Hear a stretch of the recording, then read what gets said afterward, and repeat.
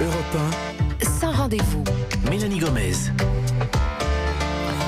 Heureuse de vous retrouver dans Sans rendez-vous, votre émission santé et bien-être. Nous sommes ensemble comme chaque jour de la semaine jusqu'à 16h. Alors à présent, on passe au bon conseil du docteur Jimmy Mohamed. Aujourd'hui, Jimmy, vous nous parlez d'une mise en garde et de recommandations à la fois dans la prise en charge de la plagiocéphalie, c'est-à-dire le syndrome de la tête plate chez les bébés, et sur la mort subie du nourrisson. Alors je dois avouer que comme ça, on ne voit pas forcément le lien entre les deux, mais peut-être vous pouvez nous rappeler déjà ce qu'est précisément la plagiocéphalie. Alors c'est une association qui avait alerté la Haute Autorité de Santé en 2017 de la sous-estimation du nombre de cas de plagiocéphalie et de ses possibles conséquences. La plagiocéphalie, vous l'avez dit, c'est une déformation du crâne de l'enfant qui est caractérisée par une asymétrie donnant à la tête une forme oblique. On parle communément de bébé à tête plate.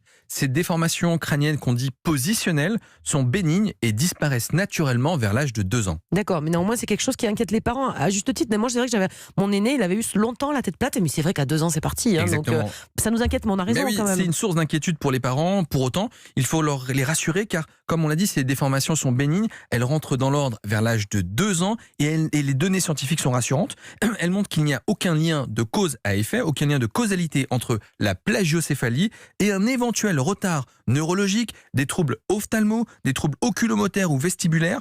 De toute façon, en règle générale, avec quelques règles simples, notamment de mobilité du cou, on arrive à s'en débarrasser. Et alors, c'est quoi le lien entre le syndrome de la tête plate et la mort subite du nourrisson dans ces recommandations ? En fait, les parents s'étaient dit, et parfois même certains professionnels de santé, étant donné qu'on couche les enfants sur le dos, c'est la recommandation. Exactement, on a toujours la tête appuyée de la même façon, et que du coup, il fallait peut-être remettre en cause le couchage sur le dos pour éviter que l'enfant ait la tête plate. Or, la Haute Autorité de Santé et le Collège national des professionnels de pédiatrie réaffirment avec force qu'il est important de coucher les enfants sur le dos. Depuis les années 90, cette recommandation a permis de réduire le risque de mort subite de nourrisson de 76%. Donc très efficace pour prévenir ça. Impératif de laisser les enfants sur le dos. Néanmoins, au quotidien, il faut dire aux parents qu'il y a quelques moyens simples pour éviter justement cette tête plate. La première, c'est qu'il faut laisser le cou mobile de l'enfant, c'est-à-dire qu'il faut éviter qu'il soit tout le temps dans ses cocons. Lorsque vous le mettez à plat au sol, il faut éviter les arches. Il faut disséminer autour de l'enfant